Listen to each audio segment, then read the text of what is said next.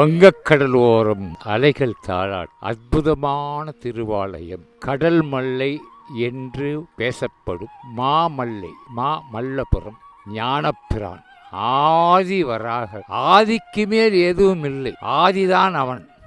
இந்த திருத்தலத்திலே இப்பொழுது அடியார் பெருமக்கள் ஆப்தர்களுடன் அடியேன் சொல்வது, பக்தர்களுக்கு எந்த பிரச்சனையும் ஆகலாம். ஏனென்றால் கலியுகம். பிரச்சனை இல்லாத மனிதன் இல்லை, கர்மாவை அனுபவிக்காத எவனும் இல்லை. அந்த கர்மாவை கழிக்க வேண்டுமென்றால் ஒரு உதாரணமாக ஒரு கணக்கு. சென்ற ஜன்மத்திலே 100 இருந்தது, 50 மீதம் இருந்தது, 50 இப்பொழுது வந்துவிட்டது. இந்த ஜன்மத்திலே ஒரு 50 100 ஒரு சிந்தனை. எந்த 50ஐ கழிக்கப் போகிறோம், எந்த 50ஐ மிகுதி வைத்துக் கொள்ளப் போகிறோம்.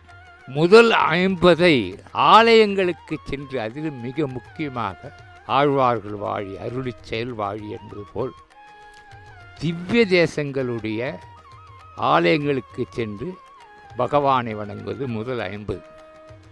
அதன்பின் கண்ணன் காட்டிய வழி ஸ்ரீமத் பகவத்கீதை வழியிலே நடப்பது அடுத்த 50. இந்த 50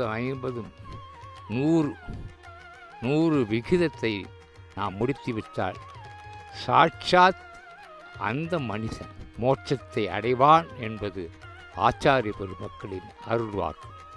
அப்படிப்பட்ட ஸ்தலம் நம் வாழ்க்கையில், நம்முடைய ஜாதகத்தில் ஒரு நல்ல பலன் இருக்கும் மானிடர் இன்ன ஞானப்பிராணி வந்து சந்திப்பார்கள் என்பது நிச்சயம். எதை கேட்டாலும் தருவான். ஆனால் அவனுக்கு அனைத்தும் தெரியும். நாம் எதை கேட்க வேண்டும் என்பதுதான். பக்திக்கு பணம் முக்கியமல்ல, பயம் முக்கியமல்ல, பாவம். பகவானை நீ எப்படி பார்க்கிறாயோ அப்படித்தான் பகவான் உன்னை பார்க்கிறான். ஆகவே அவனிடம் திருமந்திரத்தை சொல்லி சரணாகதி அடைவது ஒன்றுதான் சத்திய வாக்கு. இந்த திருக்கோயிலை பற்றிய முழு விவரங்களை தெரிந்து கொள்ள எங்களுடைய கோ டெம்பிள் யூடியூப் சேனலில் பாருங்கள்.